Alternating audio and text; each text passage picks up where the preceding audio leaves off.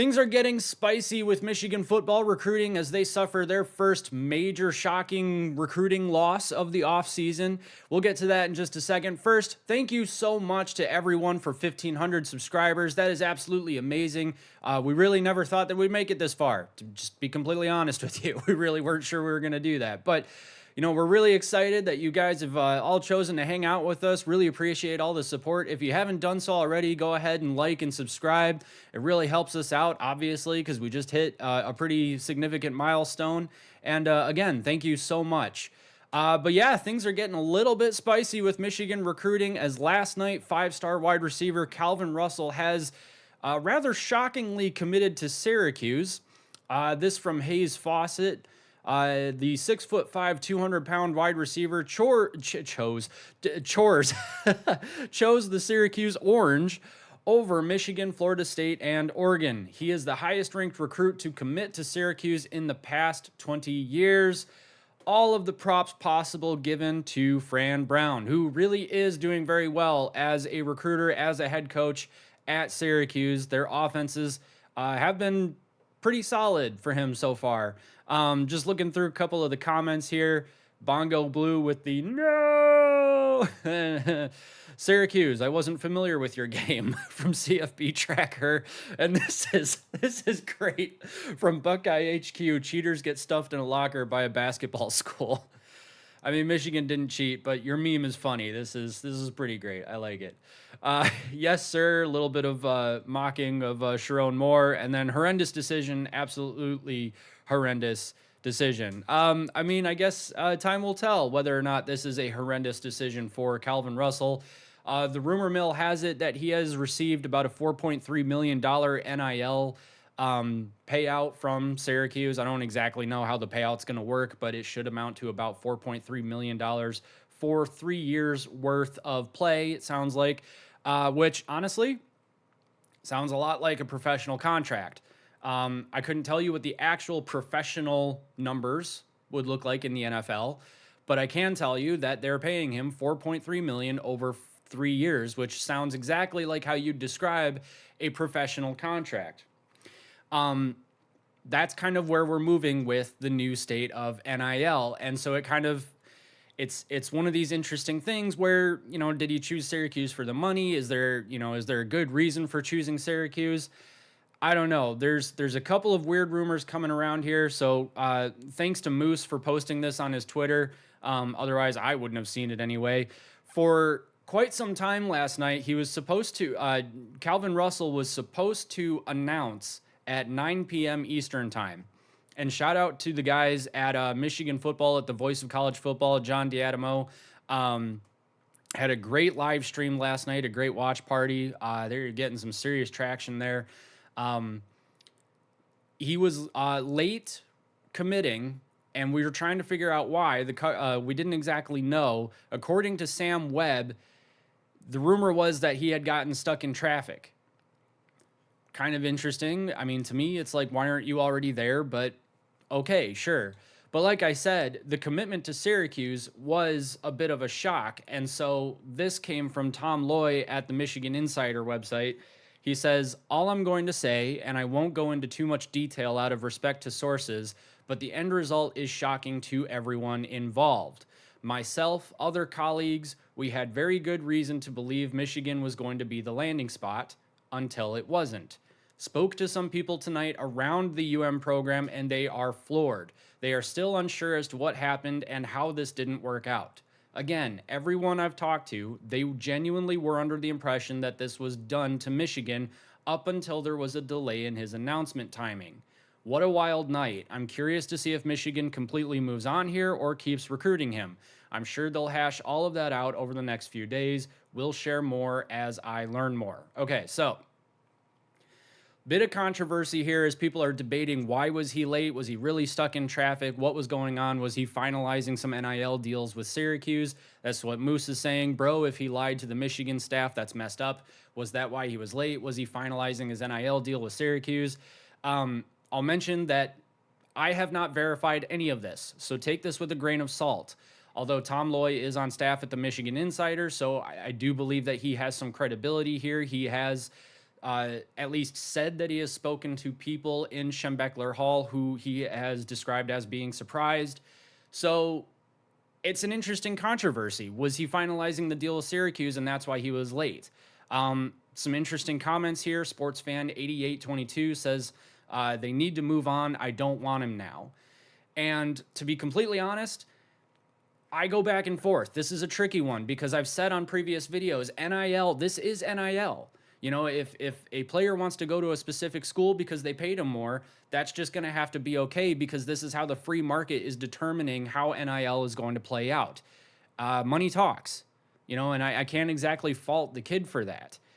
But at the same time, if he was telling Michigan staff that he's a done deal to Michigan and Michigan had his NIL all figured out, and then all of a sudden he leveraged that for a better deal to Syracuse, you know, now we're getting a little tricky. I mean, you know, I think all of us have probably leveraged a pay increase from a new job, from a potential new employer to try and get a pay increase at our current employer. Now, it's not personal, it's just business, right? But at the same time, you can't help but feel like it's just a tad bit slimy. So I'll admit, I don't really know how to feel about this. I don't. Yeah, A24 says I don't think it was traffic, bro. Time to move on. He's not a Michigan man, says E. I mean, yeah, I'm kind of feeling the same way. Now, people are saying that Michigan fans probably just need to move on, and I think that's probably the right move here. I think it's not like Syracuse is, you know, a crappy school or a crappy program. Well, I'm not a huge fan of Syracuse, but it's not like they're a crappy program under Fran Brown. But this from Maize and Blue: I refuse to get upset about any receiver who chooses not to play with Bryce Underwood. Already got 3 Wolves in the pack, and if Michigan decides to go for a 4th wide receiver, there's plenty of hands in the sea. Yeah, I mean, it's true. I mean, Michigan already has 3 really good wide receivers committed. You've got Zion Robinson, the 4-star. He's 6'3", 180.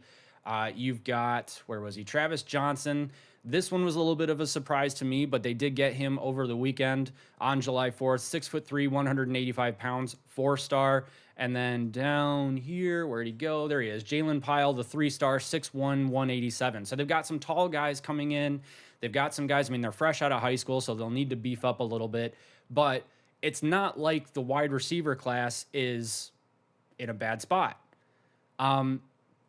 This is what I think is interesting about this particular 2026 recruiting class for Michigan, is the fact that this 5-star wide receiver actually would have just been the cherry on top, in my opinion. Now, that would have been a really good cherry. But we still have the Sunday. You know, we still have 3 really qualified wide receivers here. Some tall guys, some guys that, you know, Michigan can develop. I mean, Chip Lindsey can use these guys and can turn them into really good wide receivers. And with Bryce Underwood delivering the ball, I don't know. I don't think Michigan's in a bad spot here. Now, I saw this interaction on Twitter. I thought I wanted to call this out real quick. So Trevor McHugh had said, Michigan missed the chance to add Calvin Russell yesterday, but this is already an elite wide receiver recruiting class and a potential return to wide receiver glory. How each wide receiver can make an impact, what makes them great, and the Michigan legend they remind me of, link below. Okay, so a little article here. But I agree with him. I think that Michigan already has a good class, as I just mentioned. Buckeye Nation comes at him and says, another weird tweet. Why is the second Michigan misses out on a recruit, they find ways to discredit them and says he's not as good as what they currently have, even though the rankings contradict what they are saying.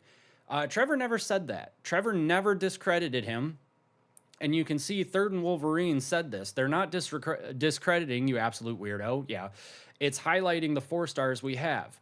I hate what I read on this app. It's basically politics and sports. I mean, yeah, it's basically politics and sports, and Buckeye Nation here completely misunderstood what Trevor was saying and added in some stuff to his tweet that Trevor just absolutely wasn't saying. I mean, at no point did he discredit Calvin Russell. Calvin Russell is obviously going to be really good.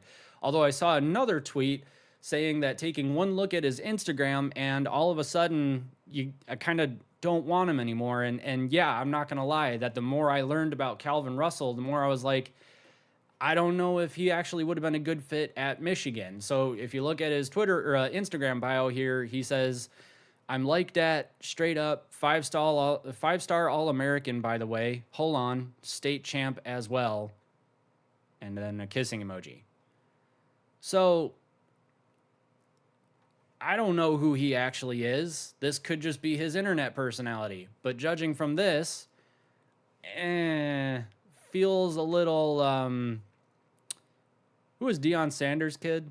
Not Shiloh, the quarterback. Whatever his name was. I immediately forgot what his name was because I wasn't a huge fan of him either. But kind of giving me vibes like that, where he's running up to the students section, flashing his gold watch, instead of just being, a classy winner and trying to be a better athlete. Not that he's not a good athlete, he just also kind of seems like a jerk. That was not the only Michigan recruiting news over the weekend. Michigan did have a 4-star cornerback, Dorian Barney, commit to Michigan. He's 6'1", 185 pounds, from Coralton, Georgia. Chose the Wolverines over Ole Miss, Penn State, and Texas A&M. Pretty solid win here. I think this was a really good get from Michigan, especially because they had a 4-star cornerback in Brody Jennings flip his commitment from Michigan to Miami. This is not actually that much of a shock. He did commit roughly about a year ago at this point, so it kind of felt like this was on shaky ground, although his reason for decommitting and now committing to Miami was actually family related. I guess his father passed away just a couple of months ago now, and so he decided to go to Miami to try and be closer to family. Definitely respect that. He's going to have a great career at Miami, and the best of luck to him for sure. Now, where does this leave Michigan right now? Michigan still has the number 7 class. Here they are. Michigan, number 7, 20 recruits, 13 4-stars, 6 3-stars. I mean, they're still moving up. But here's the crazy part. What's that? Ohio State's at number 6? Ohio State fell a spot. To Alabama because Nick Saban had to step in for Alabama and start recruiting players for Kalen DeBoer. Not that Kalen DeBoer wasn't doing a good job, but, having Nick Saban help you out, that's got to be nice. But Michigan's number 7, Ohio State's number 6. If Michigan lands Savion Highter, there's a really good chance, I think that's how you pronounce his last name, there's a really good chance that Michigan overtakes Ohio State for that 6th spot and has a better recruiting class and then ends up number 2 in the Big Ten for the 2026 class. That would be huge. And it is still very much on the table. I know a lot of people are going to look at this Calvin Russell situation and wonder, what happened? What went wrong? Was it NIL related? Was it something else? If that message from, I can't remember his name, Tom Loy, is to be believed, it sounds like Michigan had it in the bag. And Calvin Russell decided, maybe there was a better NIL deal at Syracuse. And a lot of people were thinking, why would he go to Syracuse? That makes no sense. Now, it's entirely possible it's because of the NIL deal, but it's not like Syracuse had a bad offense last year either. I did a little bit of research. Syracuse actually ranked number 1 in college football last year in passing offense with 370 passing yards per game. Now, I'll also note that in terms of total offense, passing offense, rushing offense, scoring offense, red zone offense, third down offense, Ohio State is on none of these lists. I just had to get that little dig in there because Ohio State's best team ever was not in the top 10 of any statistical category for offense, according to Fox Sports, according to this article I found on Fox Sports. So, neither was Michigan. But we'll just move past that so that my dig can stick because it's funny. In any case, it's not like Syracuse is just a nothing team either. It's not like they had absolutely nothing to offer the kid on offense. So maybe it was a combination of that and NIL. There was one person who said maybe he took a look at our current wide receiver room with the 4-stars coming in and thought maybe he wouldn't get playing time. I guess it's a possibility. It really depends on how you feel about these other wide receivers.